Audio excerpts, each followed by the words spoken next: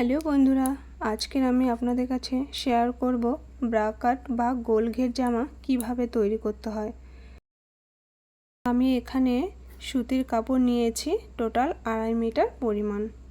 তো প্রথমে কাপড়টিকে এক ভাঁজ করে 2 পার্ট করে নিলাম। এবার আরও এক ভাঁজ করে 4 পার্ট করে নেব। তো প্রথমে আমরা ঝুলের মাপটি নিয়ে নেব। তো ঝুল আছে আমার এখানে 43 ইঞ্চি, আরও 2 ইঞ্চি এক্সট্রা নিয়ে মোট 45 ইঞ্চি সোজা একটা দাগ টেনে দেব। এরপরে কাঁধের মাপ নিয়ে নেব। তো কাঁধের মাপ নেব 6.5 ইঞ্চি, আর্মহোল নেব 6.5 ইঞ্চি। এরপরে গলার চওড়া নেব 3 ইঞ্চি, আর গলার লম্বা নেব পেছনের পাটের জন্য 4 ইঞ্চি আর সামনের পাটের জন্য 6 ইঞ্চি। এবার দুটো দাগ বক্স করে নিয়ে নেব। এখানে আমি গোল গলা করব, আপনারা চাইলে আপনারা পছন্দ মতো গলার ডিজাইনটি করে নিতে পারেন।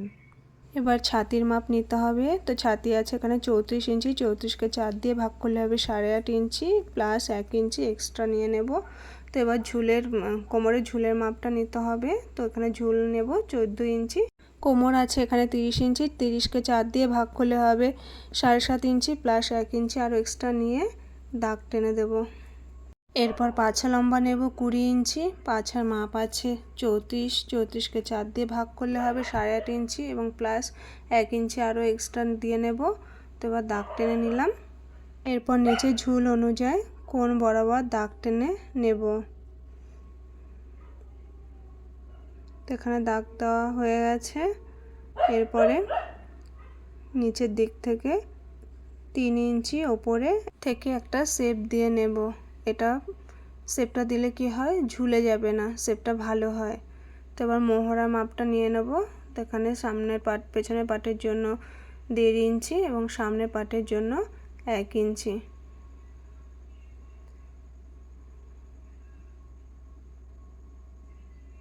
তো শেপ দেওয়া হয়ে গেছে। এরপরে বডির সাইড থেকে আরও 1 ইঞ্চি পরিমাণ কাপড় বেশি নিয়ে নেব, কেননা মাঝখানে যে কলিটা আমরা বসাবো তার জন্য এই কাপড়টুকুর প্রয়োজন পড়বে, এটা সেলাইতে চলে যাবে। এবার দাগ অনুযায়ী কাপড়গুলো আমি কেটে নেব।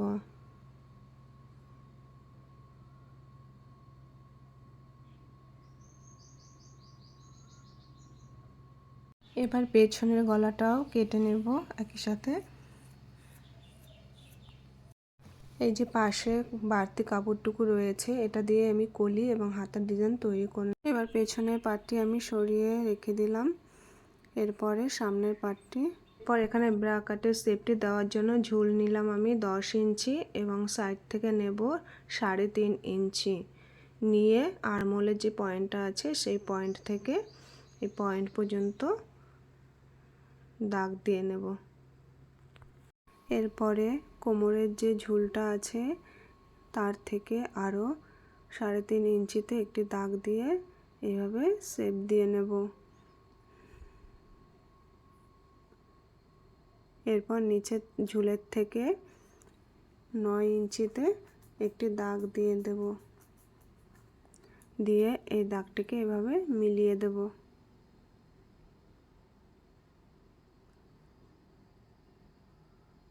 তো এখানে দাগটা আমার পুরো কমপ্লিট করা হয়ে গেছে। এরপরে কাটিং করে নেব।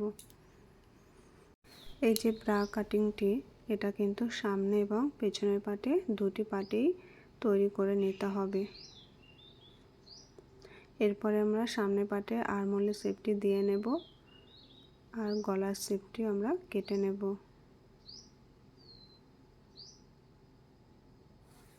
তো আমাদের সামনে এবং পেছনের পাট কাটিং করা হয়ে গেছে। এরপরে আমরা কলি কেটে নেব। তো তার জন্য যে টুকরো কাপড়টি আমাদের বেঁচে ছিল সেটা দিয়ে আমরা কলি কেটে নেব। তো দেখুন কিভাবে কাটবো। এখানে 4টি পার্ট আছে, পেছনের জন্য 2টি অংশ আর সামনের জন্য 2টি অংশ। তো এবারে দেখুন সামনের জন্য আমি 2টি অংশ নিয়ে নেব। তো কলির কাপড়টি কিভাবে নেব, কোমরের যে ঝুলের অংশটি রয়েছে সেই অংশ থেকে 3 ইঞ্চি আরও ডাউন করে নিচে করে নিয়ে কোমরের কলিটা লাগাতে হবে। তো এরপরে আমাদের কলিটা দেখুন এইভাবে বসাতে হবে, এইভাবে মাঝখানে। তো এবার হাতার কাটিংটি করে নেব। তো এখানে আমি 4টি পার্ট করে ভাঁজ করে নিয়েছি। এবার আমার ঝুল আছে 11 ইঞ্চি, আরও 2 ইঞ্চি আমি এক্সট্রা নিয়ে নিলাম, মোট 13 ইঞ্চি এক্সট্রা নিয়ে আরমোলে শেপ দেওয়ার জন্য নিচে থেকে 3 ইঞ্চিতে একটি দাগ দিয়ে নিলাম।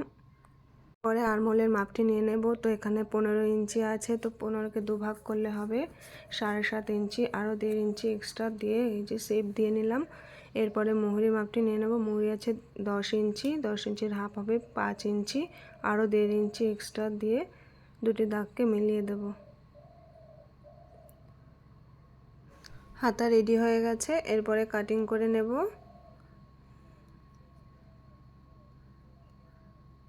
তো হাতা কাটিংটি হয়ে গেছে, এরপরে চলুন সেলাই করে দেখাবো। তো এখন আমরা সামনের পার্ট সেলাই করে নেব। তার জন্য কলিটা ফার্স্টে বসিয়ে নেব। তো কোমরের যে মাপটি দেওয়া আছে সেই মাপ অনুযায়ী আমরা কলিটি বসিয়ে নেব। তো দেখুন এইভাবে কলিটি বসাবো, সোজা সাইডের সাথে সোজা সাইড মিলিয়ে উল্টো দিকে আমরা সেলাই দিয়ে নেব।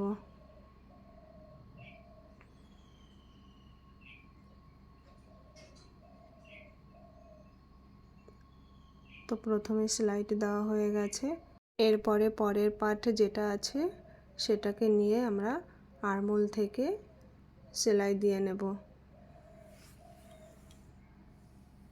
তো এভাবে উল্টো সাইড থেকে উল্টো সাইড ধরে সেলাইটি দিয়ে নেব।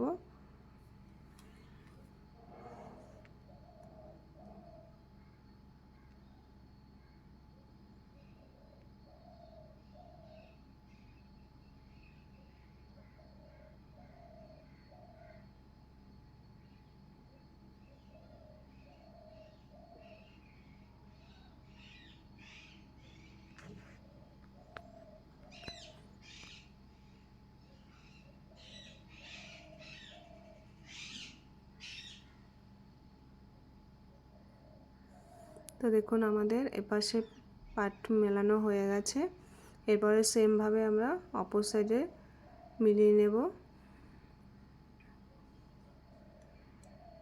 তো এই যে কলিটা এইভাবে দিয়ে সেলাই দিয়ে নেব, যে সেলাইটি দিয়ে নিয়েছি। এরপরে পরের পার্টটি আমরা আরমোল থেকে আবার সেলাই দিয়ে নেব। এই যে আমাদের সামনের পার্টটা রেডি হয়ে গেছে, এবার কিছু কোণ বেরিয়েছিল সেটা আমি কেটে বাদ দিয়ে দেব।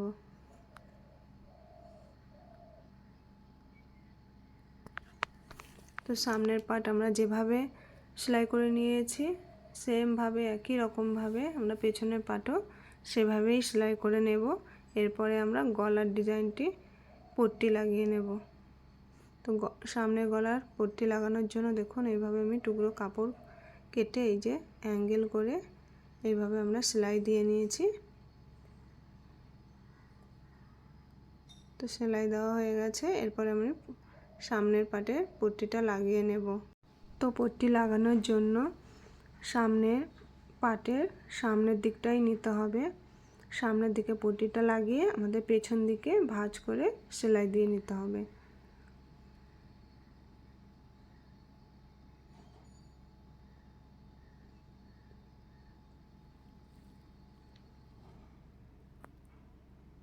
এরপরে ছোট ছোট কাট লাগিয়ে দেব যাতে সুতো না ছিঁড়ে যায়। এরপরে আমরা পট্টির ওপর থেকে একটি চাপ সেলাই দিয়ে দেব।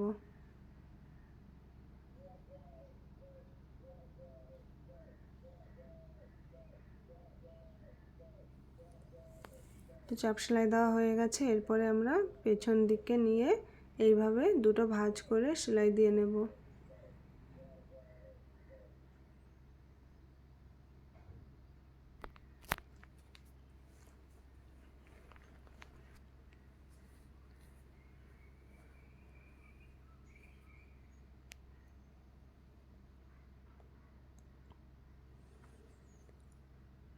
যে গলাটি আমার তৈরি হয়ে গেছে, একই রকম ভাবে আমরা পেছনের পাটের গলাটিও তৈরি করে নেব।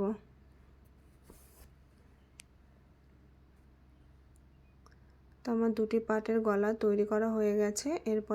এরপরে কাঁধের অংশটি সেলাই করব। তো সামনের পাটের সাথে সামনের পাট মিলিয়ে 1/2 ইঞ্চি রেখে আমরা সেলাই দিয়ে নেব।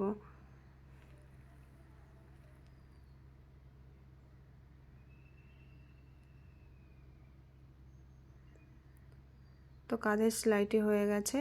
এরপরে আমরা হাতা লাগিয়ে নেব। তো হাতার মোহরের দিকটা আমরা আগে প্রথমে দুভাঁজ করে সেলাই দিয়ে নেব।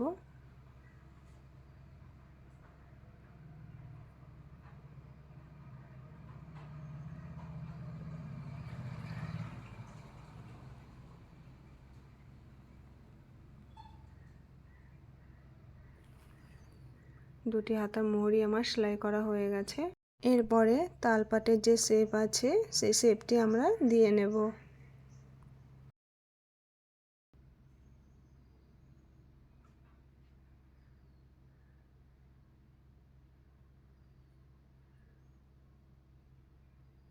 যে আরমোলের শেপটি আমি দিয়ে নিয়েছি।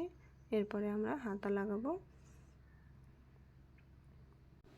তো এবার আমরা হাতাটি লাগিয়ে নেব। তো হাতা কিভাবে লাগাতে হয় দেখুন।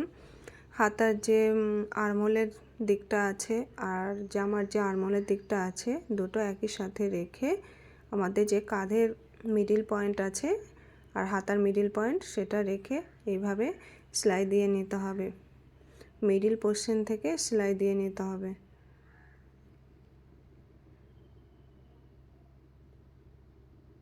তো এভাবে হাতাটি আমি সেলাই করে নেব।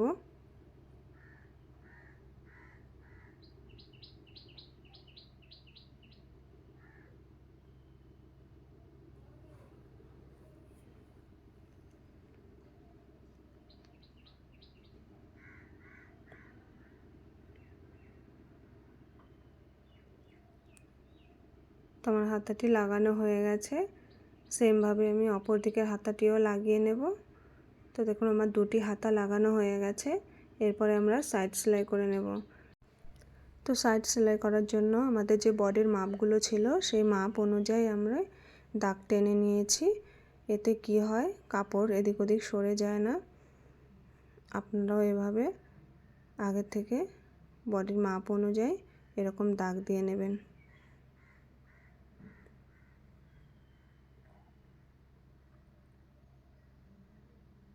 তো আমার এক সাইড সেলাই করা হয়ে গেছে। অপর সাইড আমি সেমভাবে সেলাই করে নেব। তো আমার দুটি সাইড দেখুন সেলাই করা হয়ে গেছে। এরপরে নিচের অংশটি এইভাবে ভাঁজ করে পুরো রাউন্ড করে সেলাই দিয়ে নেব।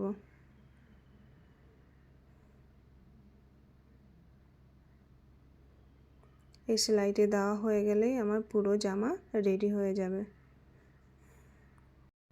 তো বন্ধুরা ভিডিওটি ভালো লেগে থাকলে একটি সাবস্ক্রাইব করে পাশে থাকা বেল বাটনটি অন করে দেবেন পরবর্তী ভিডিও পাওয়ার জন্য।